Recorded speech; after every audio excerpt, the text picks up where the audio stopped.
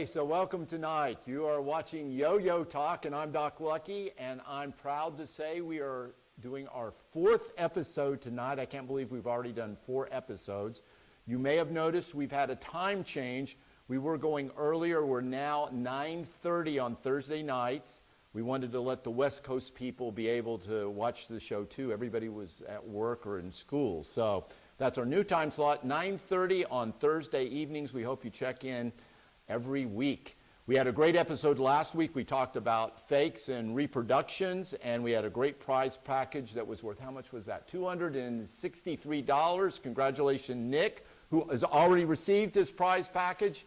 He did a great job in getting the answers right for our pop quiz. And of course, we are going to have our pop quiz again today. We've got 2 questions for you and a prize package that I'll wait and hold on how much that's worth, but it's pretty neat.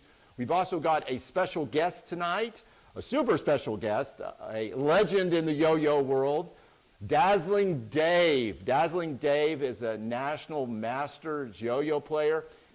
And there we go, there's Dazzling Dave. And he is going to be talking with us about world records and what it's like to be a professional yo-yo demonstrator. So that's going to be coming up later in the show.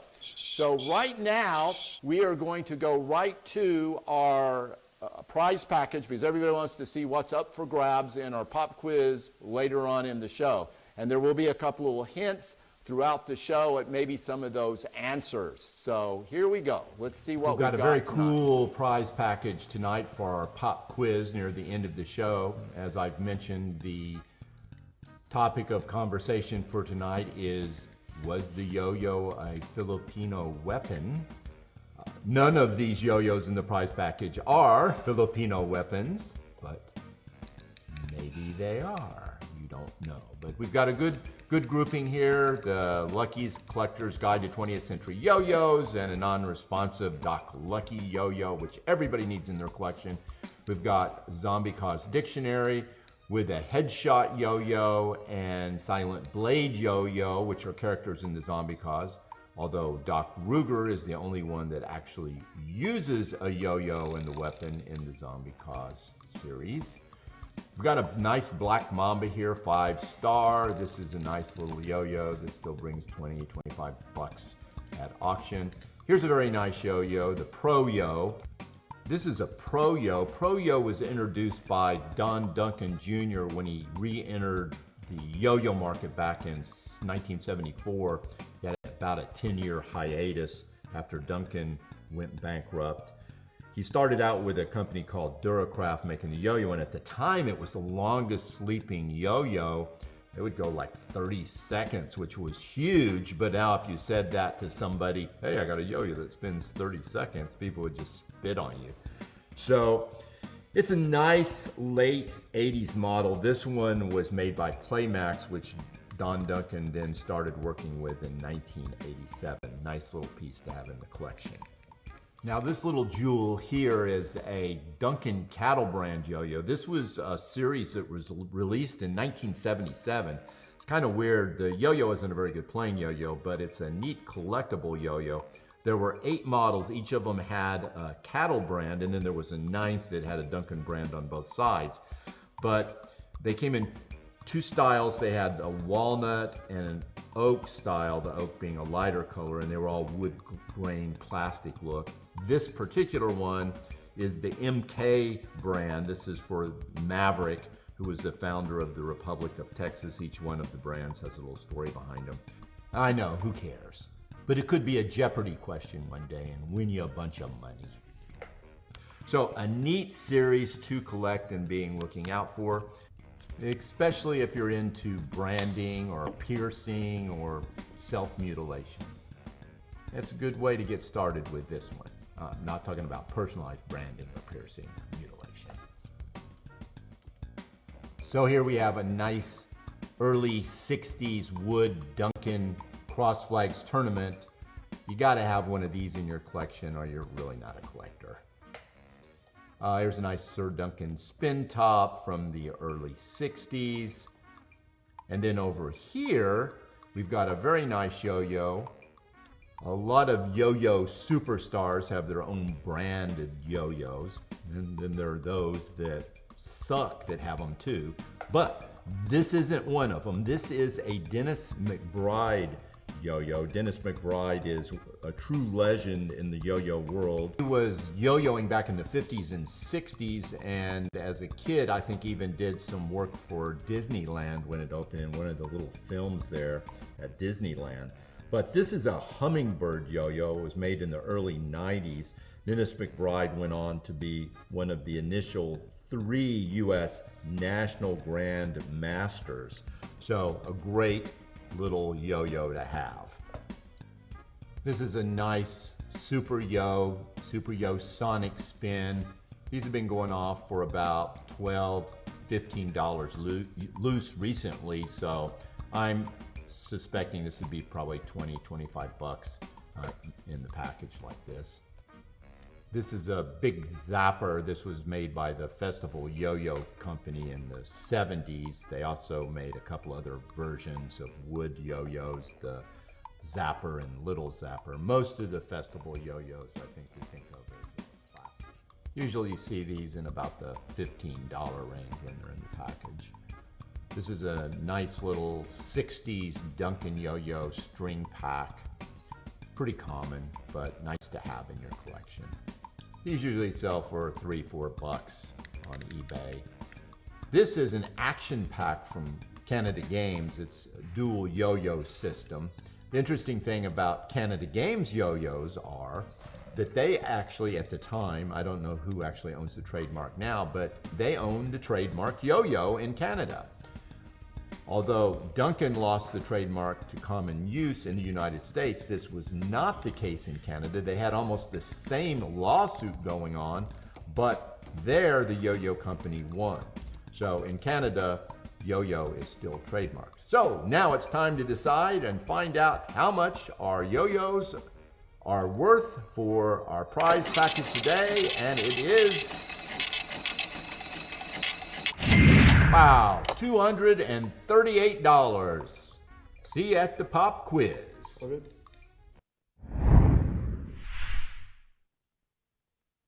Okay, $238. That's a pretty cool prize package. I see we got a couple of yo-yo collectors out there. Dano, I know you must be salivating over that. So good luck to everybody in the pop quiz near the end of the show. I hope one of you guys gets it quick. So we are going to talk. Our topic for tonight, before we get to the Dazzling Dave, is we're going to talk about whether or not the yo-yo was actually a Filipino weapon. This has been one of those controversies in yo-yo-dom over the years, and whether or not this really was true. Because part of the story was Duncan demonstrators back in the 30s, 40s, and 50s were going around saying, yes, it was an ancient Filipino weapon and yada, yada, yada. But behind the scenes, they were saying, yeah, we just made this stuff up. So let's look at the history a little bit with what we might consider a rock attached to a rope. That would be the first idea that was used as a hunting device. This is called a sling rock.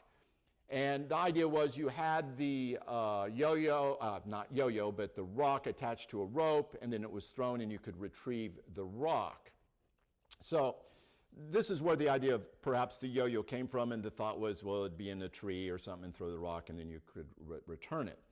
So then certainly there's been evidence of us using rocks on the end of the strings, like for instance the bolo, which is 3 rocks on a string for attacking animals and things like this. Or in this case, zombies, is zombie boy here is being approached by a zombie, and he's using a bolo to take the zombie out. Now, he didn't do a headshot there, so that zombie would have gotten. Of course, there's, in popular culture, there is, let's go on and roll that next. We have the Teenage Mutant Ninja Turtles, which had a movie released in the 90s. This, I think, is Raphael the Turtle, and he was using a yo-yo to vanquish the bad guys. So we see that in pop culture. We also have Yo-Yo Girl Cop. Yo-Yo Girl Cop was a movie made in Japan, and of course you can see all the destruction she could havoc with the yo-yo there. So that was a very popular thing in Japan, and there's actually a series of yo-yos associated with that. And there's plenty of yo-yos associated with the Teenage Mutant Ninja Turtles. So then we get into, if you watched our show on zombies, we had Doc Ruger, who his choice weapon is the yo-yo. And of course, that's real. That's not a documentary. So that's important. Doc Ruger. Yo-yos can be used for hunting zombies in real life. But then we get into, was it really a Filipino weapon? And so what I have to do is I need to take you back a little bit. So there is a fellow named Jose Rizal. And if you don't know who Jose Rizal is, he is like the Abraham Lincoln, George Washington in the Philippines. He's best known for being a nationalist when the Spanish were in charge of the Philippines as a colonial company, colonial imperialism, if you will. Jose Rizal raised up the furor over the mistreatment of the Filipinos by the Spanish, and he was rewarded that by being executed. But he was an interesting guy. He was a physician, apparently an ophthalmologist. He also was a very good fencer. He was a great shot. He did martial arts, and he carried a yo-yo. And this is in 1880. Jose Rizal went to America, and there's documentation of him going to America and demonstrating the yo-yo. This was 50 years before Pedro Flores, before all the Filipino demonstrators. He was in America, in the upper crust of America, showing people how the Filipino yo-yo worked. Okay, so this is from the Duncan, the Duncan case where they lost the trademark for the yo-yo. And in here it says that he was on board with the ship. The Europeans and they were astonished to see him use the yo-yo as a weapon of attack. And this is huge because for the first time we have documentation that the yo-yo was actually used by a weapon. This was long before Duncan. This was long before the Flores Yo-Yo Company. All these things. Here he is saying that I am using this as a weapon of attack. Now here's the real question, is that traditionally we think of the yo-yo being flung out into the face of an opponent. And so you said, that's the way the yo-yo was used. So here's a yo-yo being flung out, and the idea is that this would either hit or strike the opponent, or maybe just make them go back and back off. But what if it was used in a different way that we'd never thought before? Because the sarong was also used as a weapon and in martial arts. So maybe what Jose Rizal was referring to was using it as a weapon of martial arts. So now we know the yo-yo was used as a weapon, but the real question now was how was the yo-yo used as a weapon? So the controversy will continue, but I think we can say with a great deal of certainty now, the yo-yo was actually used as a weapon in the Philippines. Now, that's our little history lesson for today. We're going to go right into our special guest. It is Dave Schulte, Dazzling Dave, National Yo-Yo Master. I'm going to connect on to Dave, and we're going to bring him on the show live here. All right, Dave, welcome to the show. Lucky, how's it going? Going great. Dave is in his yo-yo room there. Dave is a professional yo-yo player, and he lives the life. It's just, he's like a rock and roll star. It's, women and money and all that goes along with it. And so I know a lot of people want to know what's involved in becoming a professional yo-yo player. I know you've been playing since the early 90s, and you started as a professional in 1998. Is that right? That's right. Yeah, I started yo-yoing for the first time ever in 1993. Stressed out college student, picked up yo-yos to relieve stress.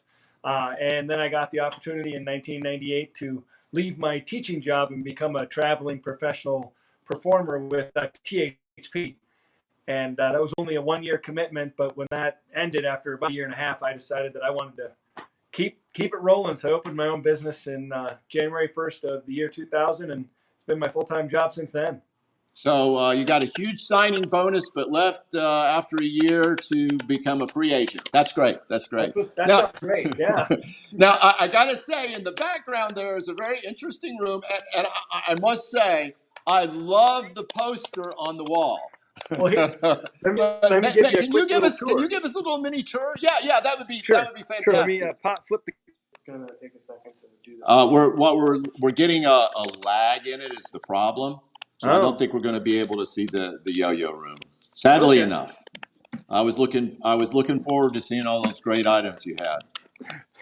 No So worries. one of the things Dave has been great at in promoting over the last couple of decades is the AYYA world records. And Dave is actually a world record holder himself. He holds the world record for regenerated trapezes, which you saw earlier on the show when we were introducing him sitting there in his yo-yo room doing. And so he is the current world record holder there. I know he's had past world records, Eli Hobbs, and longest sleeper with fixed axle. And Dave has also been a Guinness World Record. Do you still hold that? I'm not sure if I still hold it or not. I think someone was telling me that maybe Hiroyuki Suzuki was trying it. Originally, John Higbee set that record, and I think it was 2009. I had the opportunity at the Mall of America to attempt to break the record, which was the fastest time to knock the coin off the ear of 15 participants using a yo-yo. And part of my That's favorite, fantastic. my favorite part about that whole record is how many words are written on the actual certificate. It says that exact thing what I just said to you. It's awesome. Well, and how many people did you actually hit doing that? I never hit anybody. That's the important That's great. thing to note. If any of the folks out there have ever seen that, it's pretty amazing watching these guys knock a coin off a person's ear. It's an amazing thing. So let's talk about world records. You've run several world record competitions in the past where it's part of like a world championships or regionals or nationals. What's involved in setting up? Just give us the overview of setting up a world record attempt. Sure. Well, basically, it's always been, at least most often, done at a major contest. So Midwest Regionals, Worlds, Nationals, any of the regional events, where an organizer wants to run the world record attempts, and then they have to download some information that tells them specifically each trick and how each trick has to be done. And there's lots of stipulations about it, but really, what you need is someone who's willing to run it, usually the contest organizer, and then you need people that want to attempt to break those records. So that's the basic framework that we've been doing for many years. So if an event director is trying to run a world record attempt, they can contact you or me, and we can kind of fill them in. There is a site at yoyos.net where you can look at the current world records, and you can also download. Well, actually, the submission form is on there electronically now. We used to have to do it by paper. Right. So one of the topics that we've talked about before is retiring some of the older records that haven't been attempted in like 20 years. What are your thoughts on that? Yeah, there are some of the records that are that came from way back, and like the most loops you can do in 3 hours, I believe, is one of them. Yeah, I don't want to that's sit Fast there Eddie. and someone's loops for 3 hours. I never saw the first one done. That one seems like it would be an ideal one to retire. Maybe the one where it involves running on the track. Yeah, I agree. That's kind of hard to set up. Yeah, it's hard. Those are the ones that were so hard for a contest organizer to set up that a lot of people probably didn't try it because of that. So I think really we could eliminate some of the older ones that are less desirable with the new current technology, and perhaps even add some new ones. Yeah, I think that we are revving back up again. I know, Dave, you're interested in getting out there and having some of the young guys try and break some of those records that have been around for a while. And for our viewing audience, we had a little technical difficulty with Dave's feed, so that's why you're looking at my ugly mug the whole time Dave's talking. So probably shouldn't have tried that tour of the Yo-Yo room there in the beginning. We had it going real nice in the beginning. Sure. Well, anyway, I want to really thank you for coming on the show. I want to have you back again. We'll talk more about the world records and other great things. Dave does have his own business, and I don't believe the thing is coming up. So, Dave, tell me the website that they can go to if you're a Sure. school or just want to have a party or whatever and need a professional yo-yo demonstrator. Dave's the man to go to. Where do they need to go? Just got to go to dazzlingdave.com for my website. I've got a store. I got a how-to yo-yo. My YouTube channel is Dazzling Dave Yo-Yo. Just search Dazzling Dave Yo-Yo on YouTube. You can actually click on my Guinness World Record link to watch me break the record. I put that all on there. So that was a lot of fun. Great way to get that. And I answer all of my emails. So if anybody has any questions or concerns, comments, just find Dave at dazzlingdave.com. Perfect. Thanks a lot, Dave. We appreciate you being on the show. And for all our viewers,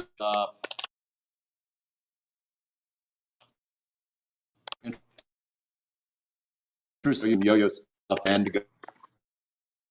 We are ready to go to one of my favorite parts of the show, where we look at the hot yo-yos of the week that are on auction for sale. So let's jump right into that. Doc Lucky's Flaming Hot Auction Picks of the Week. Okay, so our first yo-yo of the week. Number 3, Hot Pick of the Week.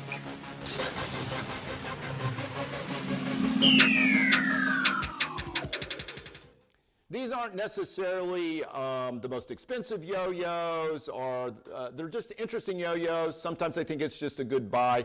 This happens to be a Duncan string pack yo-yo. This is a butterfly shaped. This was made in the mid-70s, and it's got a little cap that pops out where you could put your strings into it. In the 70s, you might have put something else to hide in there, who knows what. But if you're a Duncan yo-yo collector and you like the butterflies, this is one everybody needs to have. They didn't make them that many years because it's kind of a novelty piece, so they're a little bit harder to find. They were $1.49 when they're originally on sale. This one is listed at $24.99, which is about the price that they usually sell for on the card. Now, this card's a little bit rough, but I put it up because it's a reasonable price for this model, and if you don't have one in your collection, I think that's a great one to have. So let's go on to yo-yo pick number 2, Hot Pick of the Week.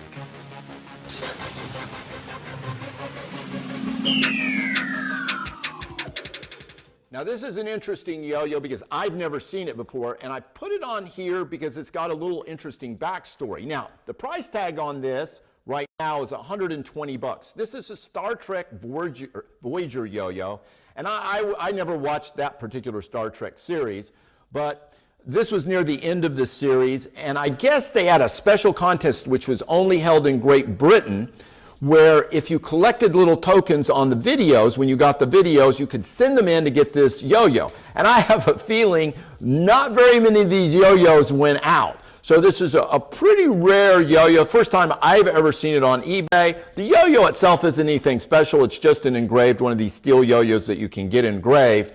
But it's the fact that it is a licensed yo-yo and was released as part of a contest. Makes it interesting, and it's certainly a cross collectible. I think that the Star Trek collectors may enjoy looking at this a little bit more than yo-yo collectors, but I found it really interesting, and I thought I'd point it out to the yo-yo collectors and some of the backstory on that. So now it is time for our top pick of the week, yo-yo number 1. Number 1, Hot Pick of the Week.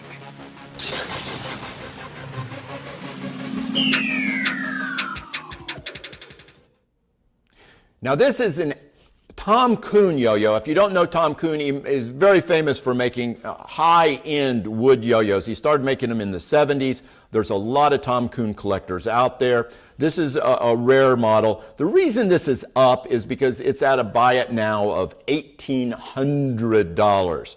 Now, if this really goes off for that price, that would be a record for Tom Kuhn yo-yos and right up there near the top of any yo-yo being sold on eBay.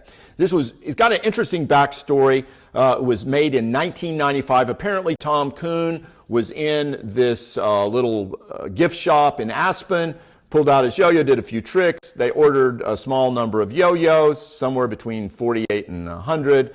And so they're rare. It's an early ad yo-yo for him. But my question on this is it really worth $1,800? I personally don't think so. You've got better yo-yos. You've got like the Turbo Yo, which was a Tom Kuhn early prototype before the Silver Bullet. That went for $1,250. He had a Silver Bullet prototype, went for $1,500. There's some other yo-yos out there that have brought several $100s, but to me, there are rare yo-yos in this, some of the reverse yo-yos that made in very limited quantities, some of the prototypes, and I just haven't seen those bring those type of prices. So anyway, interesting because of the price. I don't have this one, full disclosure, in my collection, so would I like to have it? Is it worth $1,800 for me? No, it's not, but it's my top pick of the week just because it's an interesting yo-yo, the high price that at least somebody values on it. And who knows, prove me wrong, maybe it'll be gone tomorrow. So now we're into my Scorching Score of the week. The Scorching Score is a yo-yo that's already sold, and there's something about that auction I just have to talk about. Mr. Bandalore's Scorching Score of the week.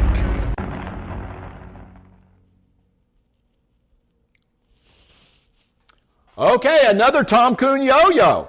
This yo-yo, talking about high prices, did sell for $1,525 just a short time ago, which puts it right up near the top of the all-time record price list on yo-yos.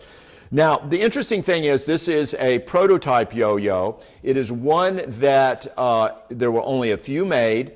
I talked to Tom Kuhn years ago about this yo-yo, and he said, yeah, he was looking at it for perhaps the Olympics, which were coming to LA, but I guess they weren't interested. So it came with the famous hex nut. Some were silver in color and some were gold. The gold were gold anodized hex nuts. And it looks like this is really the rarest one of the bunch because everybody wants this one because the silver ones have gone up and they've been on buy it nows for $650 and have not sold, where this went for $1,525. So this now becomes one of the most, if not the most expensive Tom Kuhn yo-yo I've seen out there. So that's my Scorching Score of the week, just because either the seller or maybe the buyer feels like they got it. Hopefully they felt like they both got a Scorching Score here. Now it's time for the Dog of the Week. Nasty, nasty dog of the day.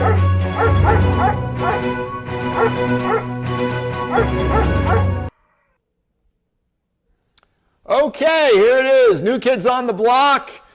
I don't have anything against this rock and roll group. I don't really know many of their songs. They have been around for a while. This was their yo-yo, and here comes up what they want for this yo-yo.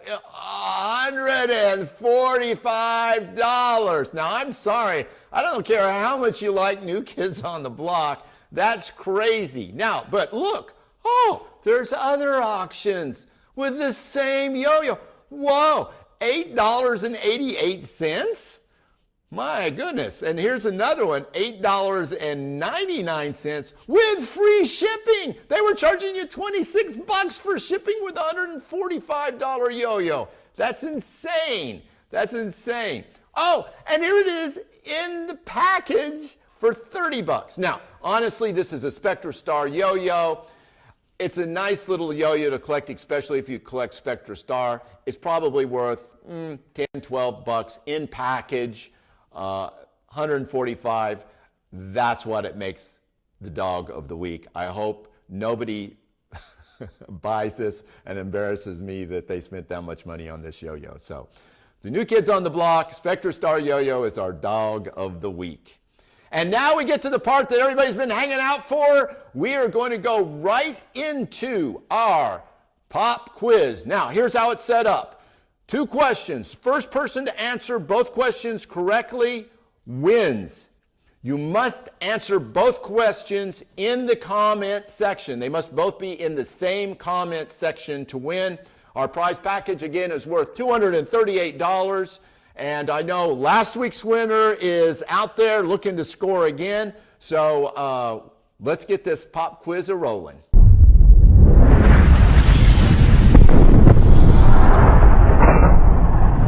Doc Lucky's Pop Quiz.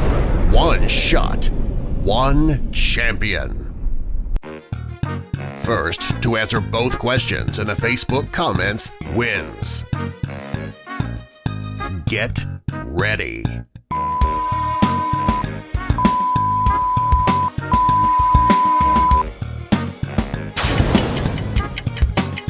Name the zombie cause character that uses a yo-yo for a weapon.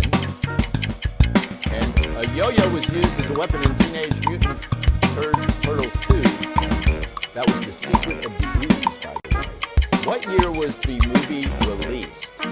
What year was that movie released? And here we go. Let's see what we got.